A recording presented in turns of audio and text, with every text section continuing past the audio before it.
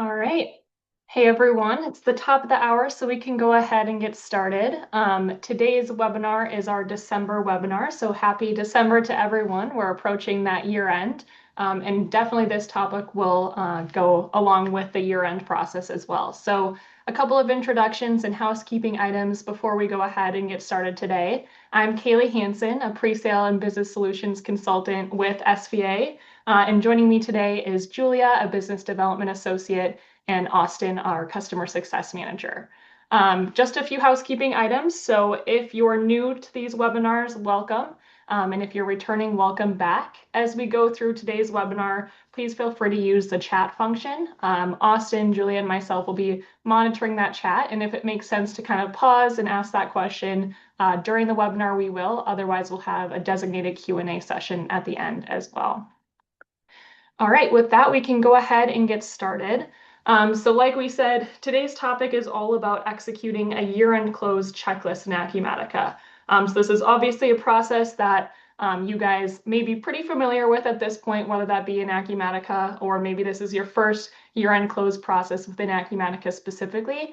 So today's webinar will really focus on how we can make that process a little bit easier. So really focusing, the first item on today's agenda will be, the year-end checklist. How can we make this a repeatable process and a bit easier on your employees as you're going through that? And then we'll highlight some other enhancements as well. So just taking a look at the agenda today, the first component we'll walk through is just some tips and tricks. So again, you guys are probably familiar with this process, but what are some tips and tricks that we've seen specific to Acumatica to help make this process a little bit easier? Then we'll really focus on what's called a business scenario. So this will be the core component of our year-end checklist that we'll use in today's example. So we'll just break that down if that's a new concept to some of the users, what it is, what it can start to be used for, and then we'll see that in action in the demo today. So the live demo will focus on that checklist, how we can set those up, and how we can start to execute them, along with some other enhancement components related to year-end. And then lastly, we'll get into just the wrap-up. So any open questions that we have in the chat, we'll walk through, and then some next steps for our January webinar as well. All right. So just to start, we'll highlight some of the tips and tricks and some of those that we'll show in today's demonstration as well. So the first one, and really the focus of a lot of the demo, will be creating a repeatable year-end checklist that has automated task assignment to people in your organization to make this process a bit easier. So as you get more in the groove of executing year-end close, there's a lot of components that you'll probably do every time you do a year-end close. So how can we start to document that process, add enough details to make that easier on the people that it's assigned to? And then how can we have that single, task management for certain individuals based off of that checklist? And can they track, when it was started, when it was completed, et cetera? So we'll walk through that, but really the number one tip would be how can we make this process, documented, easy, and easy to follow as well.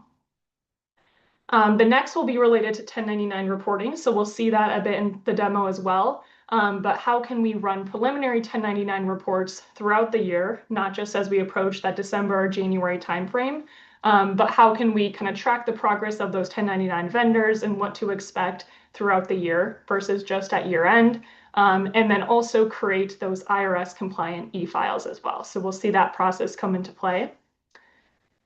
The next would be kind of expediting some of the transactions that tend to happen at month-end close or year-end close. So how can we start to leverage tools within Acumatica such as recurring transactions, template transactions on the journal transaction side, as well as auto reversing. So there's a lot less manual intervention needed for those types of transactions that come towards the end of the year, but rather allowing the system to start to automate some of those as well. A couple of others that are important to note and remember as we go through this process, specific to Acumatica as well, would be verifying the financial supervisor role. So we'll take a look at that as well but making sure that people can manage the financial periods within Acumatica and they have the right roles. So as we start to close out a period, who's able to close those periods, who's able to open them if needed, and who could lock those as well. So we'll take a look at that, but just a reminder of, ensuring that financial supervisor role in Acumatica, is assigned to someone as we approach this end of year process. A couple others in terms of the user security. So if you do have auditors, that will be, auditing the system, ensuring that there are temporary permissions that can be set up for things like view-only access, again, if that's applicable. And then lastly, kind of a cleanup item, but year-end is always a good time to do the cleanup.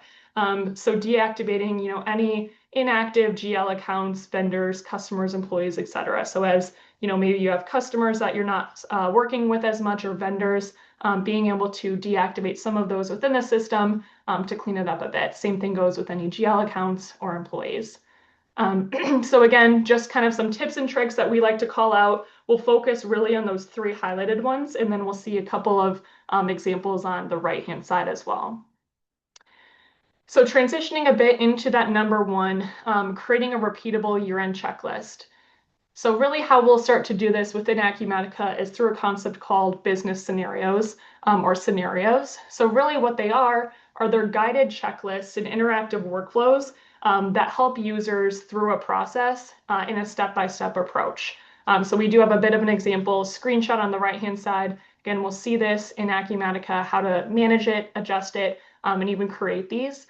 But really what they are their structured checklists, so that everyone in the organization is on the same page and knowing, what needs to happen in this year-end process, who's it assigned to, what needs to happen before the next task, and when does it need to get done by. The next is, ensuring that tasks are completed in the correct order. So maybe you have a list of tasks that most people are aware of that they need to complete, but it does matter in terms of, we need AR to happen before AP, for example, or whatever your guys' process is, making sure that you can set up that business scenario to correctly reflect that correct order. We can get pretty granular in terms of instructions as well. So it may be easy to say, hey, Julia, run an AP aging report. But if it's, a new employee and it's her first time in the system, it may be something that we want further instruction. So these business scenarios obviously help with these types of structured processes like year-end close, but they're available throughout, anywhere in the system as well. So not just on the year-end close side. So this can often be a good tool as well for new employees for training purposes. So if you have processes that you want to follow within Acumatica, and you have new employees that are coming in, have some familiarity with it, but not necessarily that specific process or where to go in Acumatica to do it, that's really where we can start to add additional details and instructions throughout these scenarios as well.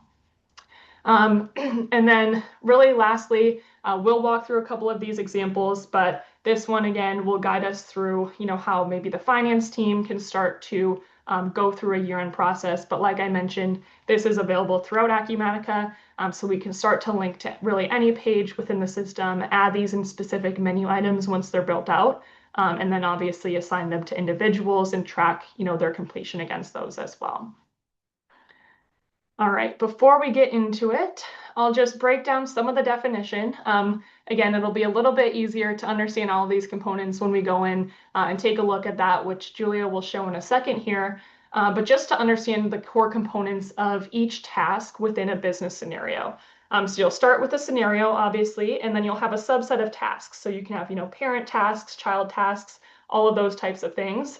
But just looking at the task itself and how we'll start to break that down, you can see, this one is related to accounts payable specifically. And so within each task, you'll obviously have the name, you'll have the status. So is it open or pending, or has it been completed yet? Is it optional? So is it one that, is maybe a nice to have, but it's not gonna, affect things if maybe that didn't get done in time. So then we'll start to get into, these tabs along the side. So the details tab is pretty intuitive and sounds a bit like what it is. That's just the details of the task. So what are the important notes and information and instructions that the user can fill out or reference when assigned to this task in order to get this done. So again, this can be pretty granular. We'll see some examples in here, but being able to have, step-by-step instructions within these details, images, and those types of things as well. Next will be the screen details. So within each task on this business scenario, you can define which screen the user should go to within Acumatica. So in this case, maybe they're running an AP aging report. You could easily link within the screen details to that AP aging screen. And really, once they are assigned this task, they could easily pop into that and really just makes that process a bit easier in terms of them completing that specific task.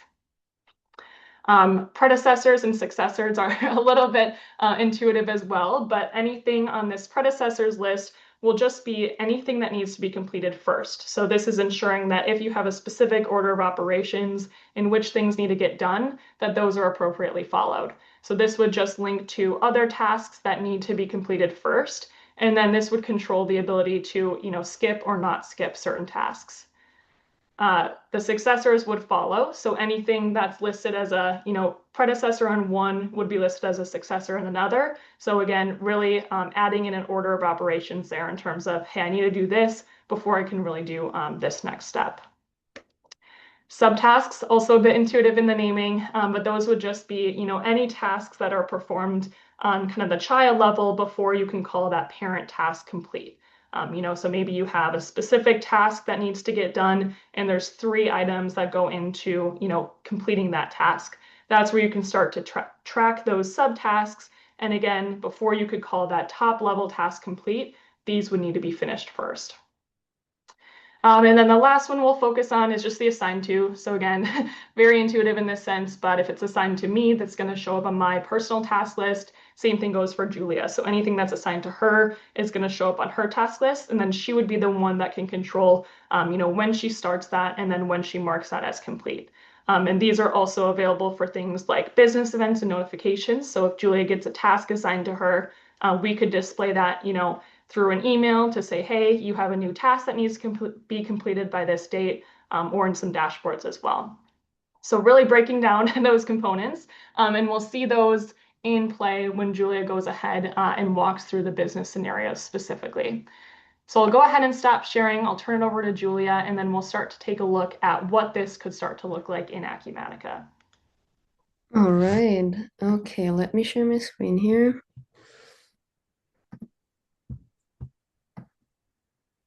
Awesome. I hope you can see this well. All right, Kaylee already gave you a little sneak peek and some screenshots about this, and now we're gonna see how this is gonna look in practice.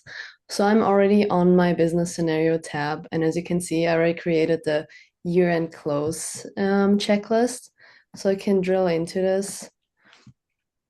And as you can see, there are my workflows and my subtasks underneath, and we can just see how this all comes live, what Kaylee just talked about, these details. So I can have some instructions on the details tab, can get really granular, like she said, about this, include screenshots or just some written information about it. I can also drill down here in the screen details, see which screen I have to go into to run this AP aging report. I can see which step has to be performed before I can actually do this. And like I said, it can also be assigned to someone. Right now it's assigned to me. So once this checklist is live, this would automatically populate on my task list. So I can go ahead and activate this checklist if this looks good, because once I activate it, I can't edit it anymore.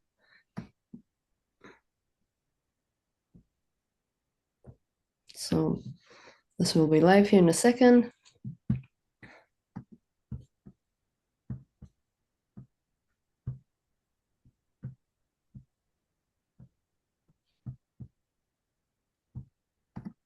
Let me just refresh that real quick to make sure.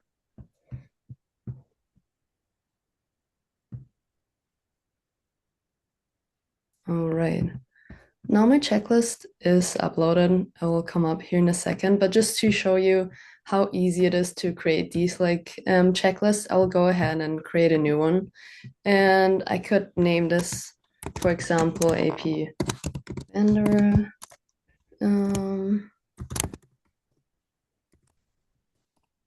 AP vendor maintenance, just if I want to create an extra checklist for that. And I can go ahead and drill into this. And now I can create some tasks to it again. I can have a workflow again and name this, for example, vendor setup review.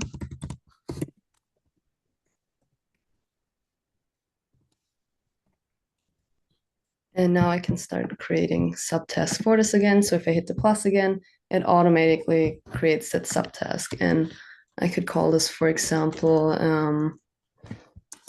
review vendor record. And I can save this. And as we already talked about, here's the detail tab. So I can actually add a screenshot if I wanted to and copy an image in here with one click. I can also adjust the size here because this looks like a little bit too big and make it smaller just as I need, and also add the screen that I would have to go on as needed. So there are a lot of things that I can adjust to make this as easy as possible, transparent, and if I assign this for someone else, that they know the exact steps, which will also save me a lot of times. So I can go ahead and save this if I wanted to, but I'm just going to quickly drill down back into my year-end checklist. So as you can see, this is in progress now because I activated it, and the execution date is today. And as you can see here, there's a workspace in a category. So I can actually make this year-end close checklist appear on one of my workspaces. So right now this is set to finance, but if you have a specific module you want this on, for example, the AP vendor maintenance, I could make this populate on the AP workspace instead of the finance one. And then you can also assign a category to it if you want to. So if I am actually go on finance and my tasks, I can, oh, it actually should have shown up on my list. I think it's not updated right now, but we can go ahead now and actually start doing some of the tasks that are assigned to me. So Kaylee was already talking about the preliminary 1099 reports. So we can go ahead and start this task. So to start this, I would first check on my vendor and just to see that the right 1099 box is assigned. So I would actually go into my payables right here and select my vendor once this comes up. All right. I know that Alta Ace is set up as a 1099 vendor for this year.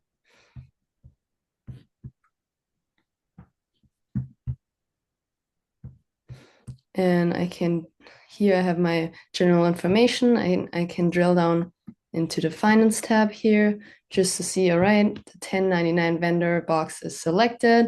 And I can also see what miscellaneous is set up for this. So right here, it's set up for rentals, but I could adjust this on the screen if needed. Then I can also drill down on my purchase setting just to see that the vendor is set up correctly, that the tax ID is correct and the type of tin is also correct. So yeah, just that I can see the tax settings are right before we do anything else. If that looks good, I can go back into my payables and I can actually go on my 1099 year details. This would be helpful because instead of waiting till January, Acumatica allows you to run the 1099 reports at any time to validate totals, review vendor information, and confirm activity. So right now I could just drill into my 1099 year details and I can select the chosen 25 period. So, and if I click run, I can run this report now and validate that all the activities that have been taken place are in here. And if I want to double check one of my bills, actually, I can copy this reference number here.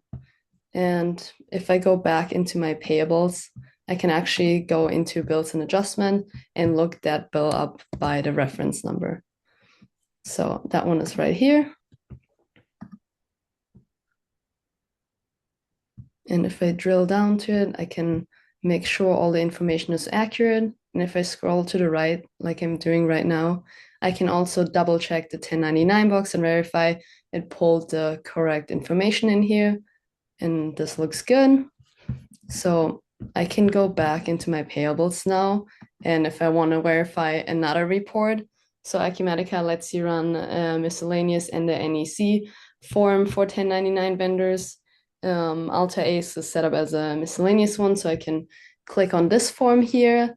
And just if I want to verify the vendor information again here, I can click on 2025 again to run this report and see that everything is correct for this vendor, the amount, and this is the document that would also be submitted to the IRS, the style, so I can check if this all looks good.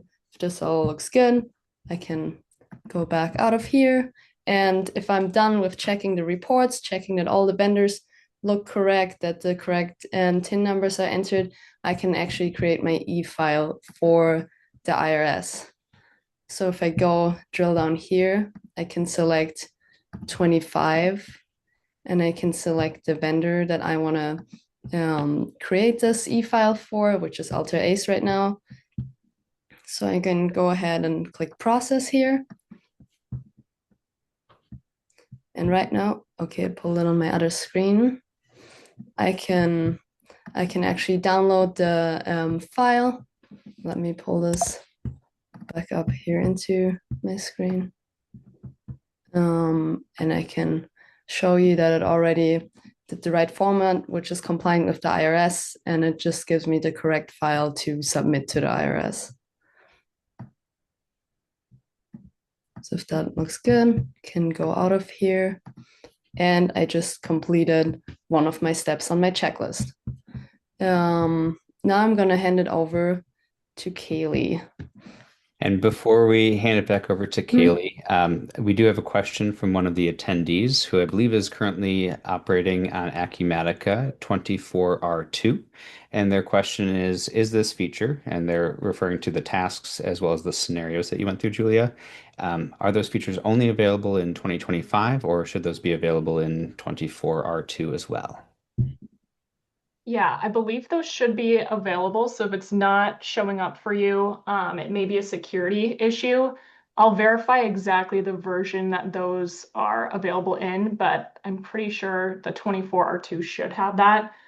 So we can confirm that for sure and then reach out to you on that and then maybe why you're not seeing that in your current environment. All right. Thank you so much. Yeah. Okay. All right. Perfect. I will start sharing then. Thank you, Julia. Okay.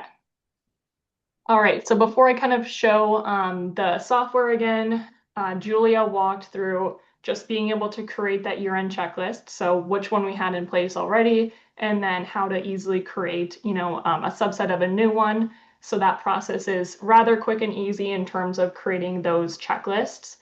Then she walked through the 1099 reporting and creating that e-file. So again, being able to run those 1099 reports throughout the year to see the status of those vendors. Again, not just waiting until the end of the year or January to see where they're at.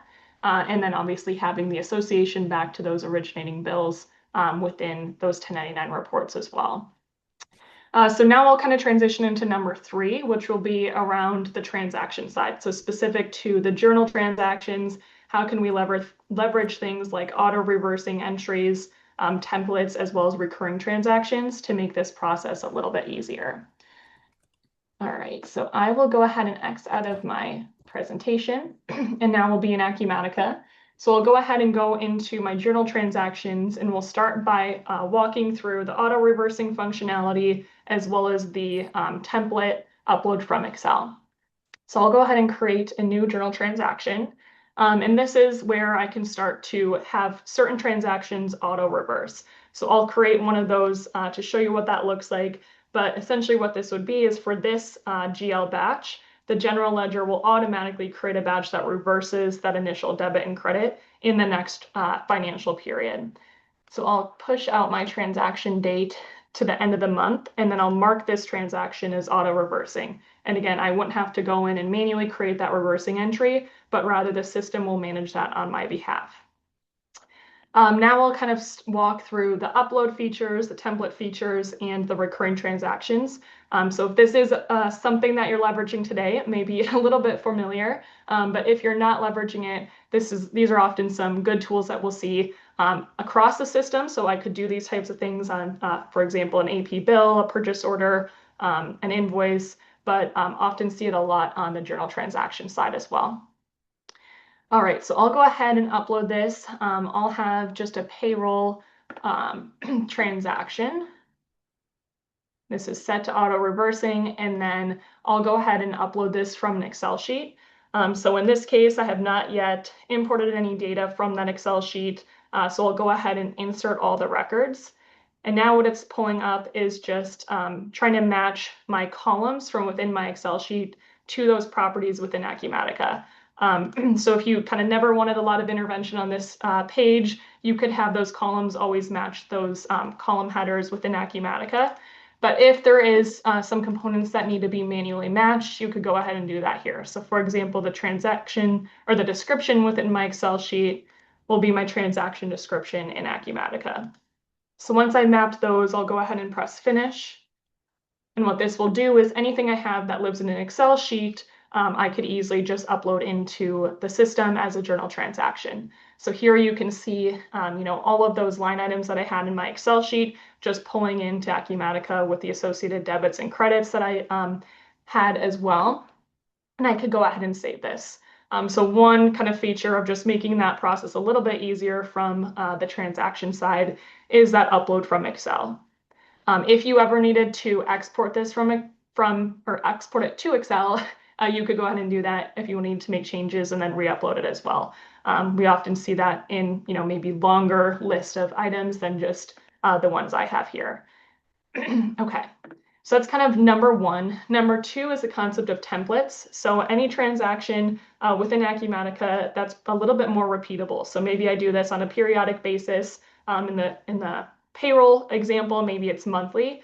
So what I could do is I could create a template for this, and then anytime I'm creating this transaction, I can paste from a template. So this might not be a true recurring transaction. Maybe those amounts are changing slightly from month to month, but it is something that's very similar, and I just want to use a template as an example. So I'll go ahead and save this as a template, and then I'll give it a description. So this will be monthly payroll. All right, we'll save this. We'll copy it as well.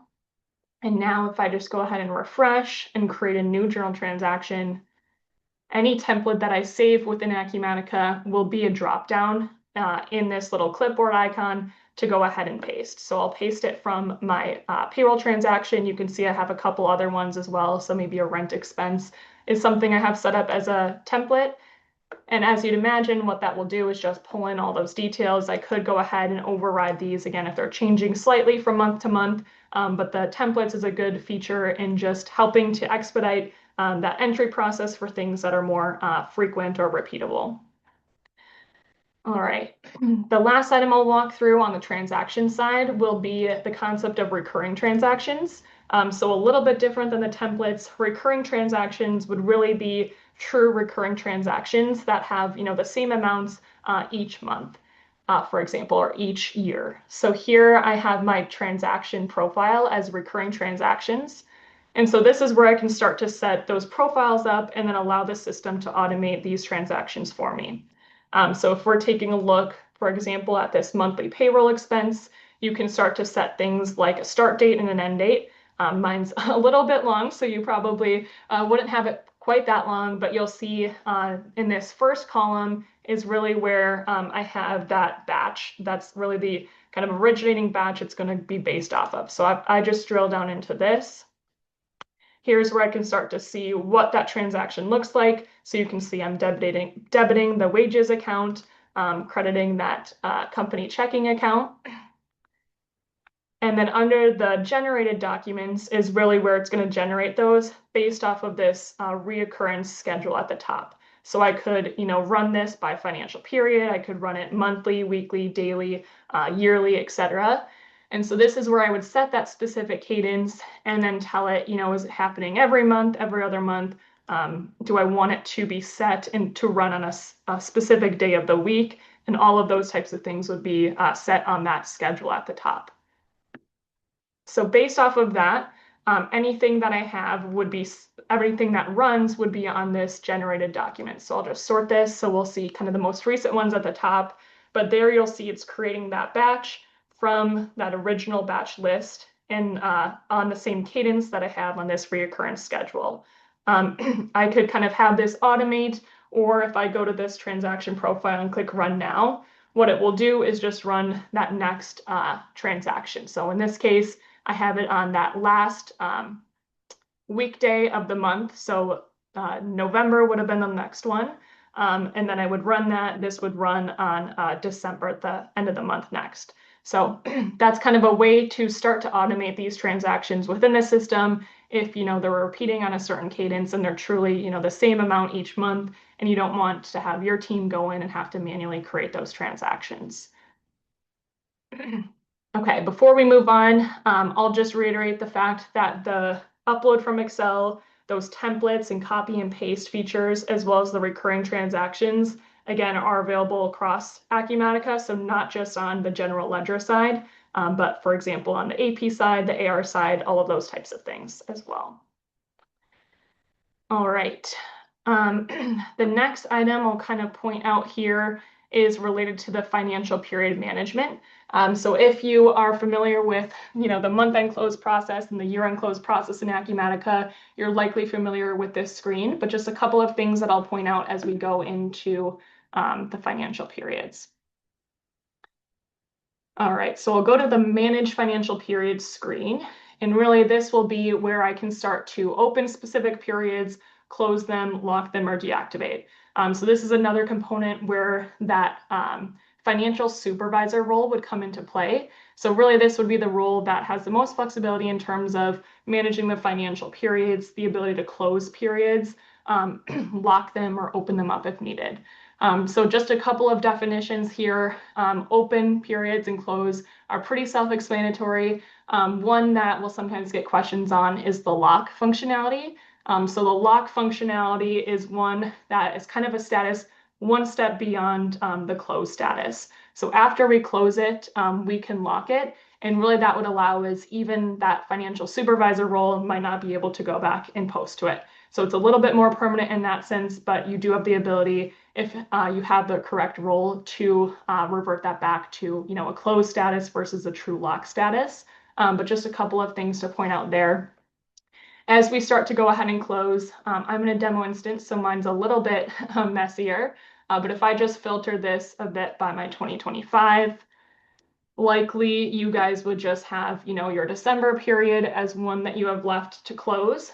So in this case, I could go ahead and process these. A couple of notes that make this process a bit easier as well is I can go ahead and view any unposted documents. So in this case, it's not going to let me go ahead and close the period if I have unreleased or unposted documents here. So this screen, based on the specific period that you select or range of periods you select, would allow you to quickly view any unposted documents. So if I just click this button, this will take me to the screen of any unposted transactions. So here I can see I have an AP bill that's not yet been released. And directly through that screen, I could go ahead and release it if I wanted to. I could take a look at, maybe why it wasn't released. On the AR side, maybe we have a customer on credit hold, for example. So I could go ahead and release that. Once all of those documents are released, I could go ahead and close out my periods. And as you'll see kind of at the top here, you can close periods by specific module. So for example, if you wanted to close, AR before AP, you could do so, and then kind of close the financial period all in one at the end of the month or the year as well. So just a couple of things to note on that sense. And then I know I mentioned that financial supervisor role. So if I just go into my users screen in Acumatica, I will drill down on mine. If I scroll down here, we'll see that this financial supervisor role is one that's kind of native and out of the box within the system. I unfortunately am not the financial supervisor in this sense, but you would have those set up within the system, and really those would be the core team members that are involved in the true period management in terms of being able to close or lock those specific financial periods as well. All right, I'll go back to our slide deck for a second here.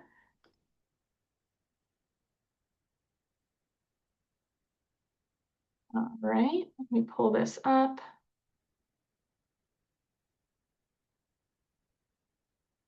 Okay. The last couple of things on our tips and trick list will be, so we went through that financial supervisor role, the financial period management. We did mention as well having, set roles or permissions for auditors. So we typically recommend those would be the view only access to certain areas within the system. Again, could be controlled through our user roles and user access rights. And then the last item is deactivating, inactive accounts. So this may be a process that you guys are familiar with as well. But as we're thinking about year end and going into, 2026 with kind of the cleanest data that we can, we could go ahead and inactivate certain accounts. So just to show you quickly what that could look like as well, maybe there is a customer within my system that I have not, worked with in a while, or we want to go ahead and deactivate it. Maybe employee could be another good example here. But if I just drill down, for example, into this Gracewood Academy, again, if I have access to do so, I could go ahead and in this customer status, deactivate any of those specific customers. And if I deactivate those, as you would imagine, as I'm creating something like an AR invoice, this would not show up as a customer that would I'd be creating those invoices for specifically. So again, kind of a good way of just cleaning that up a little bit before going into the new year as well. All right. With that, I will go into our slide deck one last time, and we'll kind of wrap up with just a couple of next steps and Q&A. All right, so I know we had a couple of questions flow in that I think we had answered or are working to answer and get some confirmation. But if you guys have any last minute questions at the end, please feel free to drop those into the chat and we'll kind of walk through these at this point. While we're kind of wrapping up and waiting on any last minute questions here, just a couple of next steps for you guys. So one, if you kind of liked what you saw here, you have questions on it, maybe you're interested in using those business scenarios, but have some questions on, how does my specific user access those, or how can we start to set those up? Definitely reach out to us. You can reach out to myself, Austin, or Julia, or you can contact us at the following emails below.